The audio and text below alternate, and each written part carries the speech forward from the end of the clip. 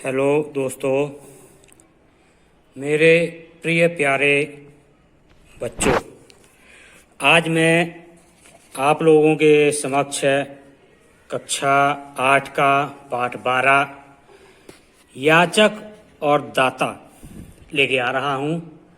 इसमें से याचक का अर्थ है मांगने वाला और दाता का अर्थ है देने वाला। तो सबसे पहले पाठ परिचय। इस कहानी में यह बताया गया है कि ममता का भाव बिना भेदभाव किए निस्वार्थ भाव से सेवा करने को उत्साहित करता है। तो ममता का भाव अर्थात जो प्यार ममत्व माता के अंदर होता है वह दूसरा किसी भी इंसान के अंदर नहीं होता। दूसरी ओर पूंजीवादी सामंतवादी शक्तियां मानवीय मूल्यों का पतन कर देती हैं।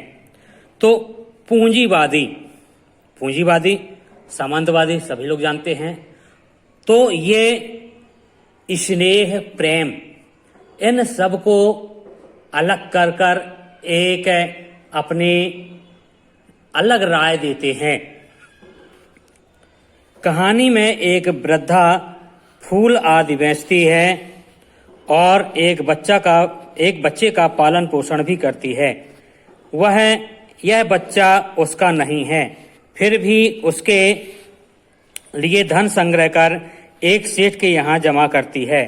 आवश्यकता पड़ने पर वह सेठ धन लौटाने से मुकर जाता है, लेकिन जब उसे पता चलता है कि वह बच्चा उसका ही खोया हुआ पुत्र है, तब वह एकदम बदल जाता है। तो ममत्व, जैसे कि अभी आपने देखा कि बच्चा जो उस वृद्ध महिला को मिला वह मालूम नहीं किसका है, उसके देखभाल करती है। अब वह महिला यह जानती है कि हमारा सब कुछ यही बालक है। तो ये आप देख पा रहे हैं कि यह बालक इस वृद्धा को यहाँ पर मिला था मेले में, और वह उस बालक को अपने पुत्र की तरह घर में उसका लालन पालन करती है। तो अब अपन पाठ की ओर अग्रसर हो रहे हैं।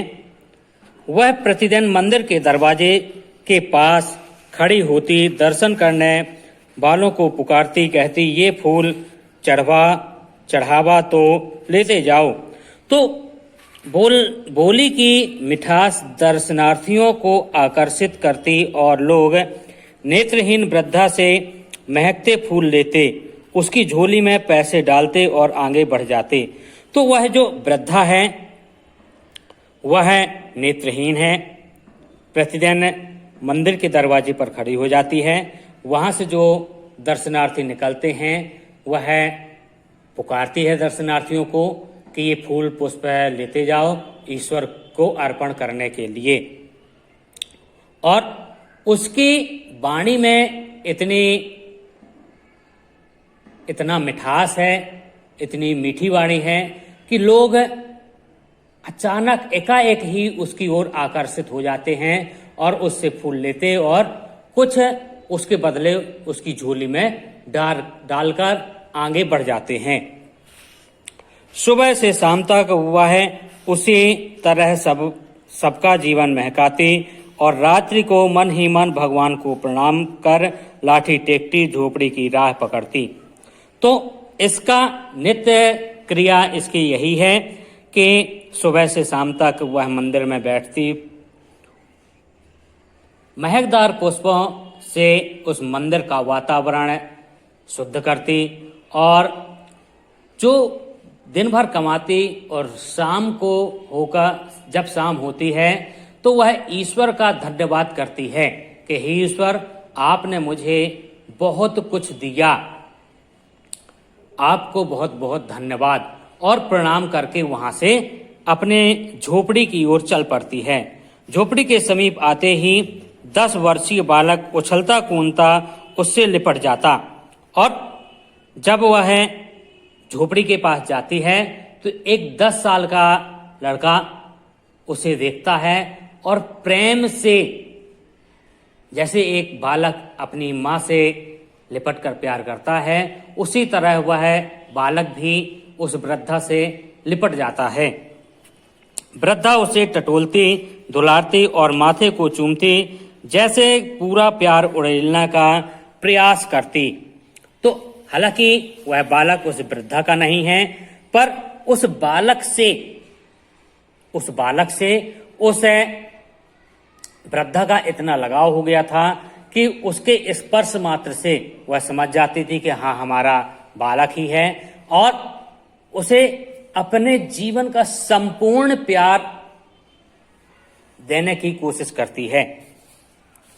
बच्चा कौन है, कहां से आया, इस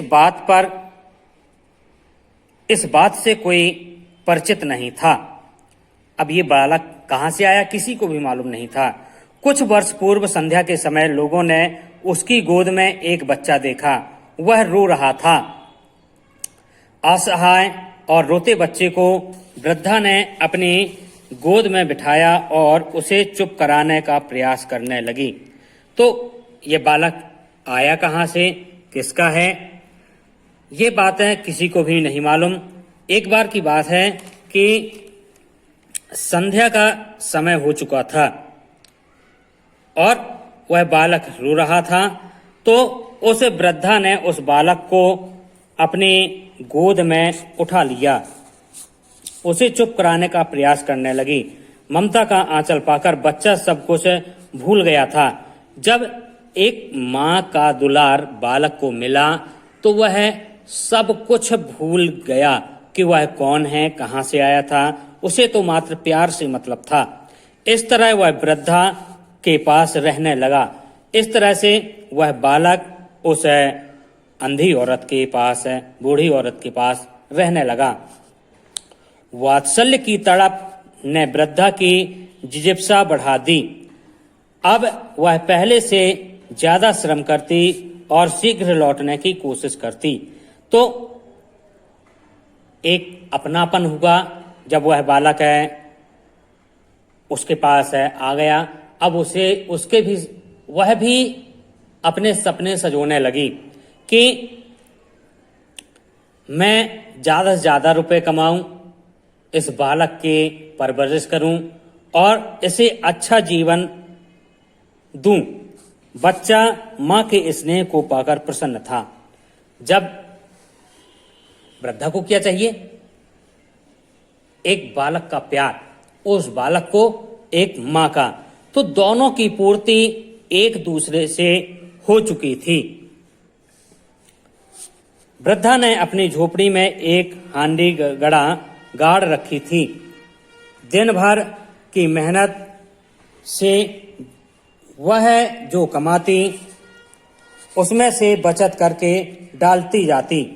तो अब उसने किया क्या, अपने झोपड़ी में एक गड्ढा खोदा, उसमें एक हांडी गड़ाई, उसमें दिन भर जो कमाती थी, खर्च के बाद जो बचता था वह उस हांडी में डालती जाती थी। क्यों डालती जाती थी, उस बालक के भविष्य के लिए, वह बच्चे के सुखद भविष्य को बुन रही थी। अब वह अपने मन में विचार करने लगी कि कुछ समय बाद बालक को इसकी आवश्यकता पड़ेगी। बच्चे को अच्छा खिलाना, पहनाना और प्रसन्न देखने में ही वह प्रसन्न रहती थी। अब उसे लगने लगा कि हमारा ये बालक हमेशा प्रसन्न रहे, अच्छे कपड़े पहने और खिलौनों से खेले, पढ़े लिखे। ये उसकी अभिलाषा, इच्छा, चाह थी। तो उसे लगता जैसे उसको उसकी मंजिल मिल गई हो। अब जब वह बालक उसे मिल गया तो लगता था कि अब जैसे राहगीर होता है, जैसे कि हमें आपको मान लो देवेंद्र नगर से पन्ना जाना है, हम यहाँ से यात्रा प्रारंभ करते हैं। यदि हमें पन्ना मिल जाता है तो हमें बड़ी शांति का एहसास होता है और हम वहाँ कर पन्ना जाकर चैन की सांस लेते हैं। उसी तरह इस वृद्धा को यह बालक मिल गया और अब उसे उसके जीवन में शांति ही शांति थी। दिन भर फूल बेचती और घर आकर बच्चे को हृदय से लगा लेती। तो अब उसका नित्य कर्म क्या हो गया कि दिन भर वह मंदिर में सुगंधित फूल भक्तों को चढ़ाने के लिए बेचती थी और शाम के आकर जो कुछ मिलता ईश्वर का धन्यवाद करके घर आकर उस बालक को अपने हृदय से लगा लेती थी। मंदिर के पुजारी की दया उस वृद्धा पर थी। तो जो मंदिर का पुजारी था उस वृद्धा के ऊपर विशेष कृपा किए हुए था। वह उसे मंदिर की फुलवारी से फूल तोड़ने देता और उसकी ममता पर गर्व महसूस करता।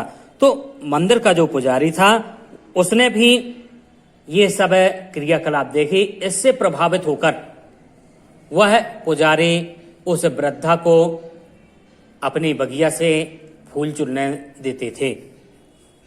वृद्धा भी फुलवारी को पानी से सींचकर सेवा करती। अब वह वृद्धा पुजारी को कुछ दे तो सकती नहीं थी, तो वह उसके बदले उस बगिया को सींचती, पौधों को पानी देती थी।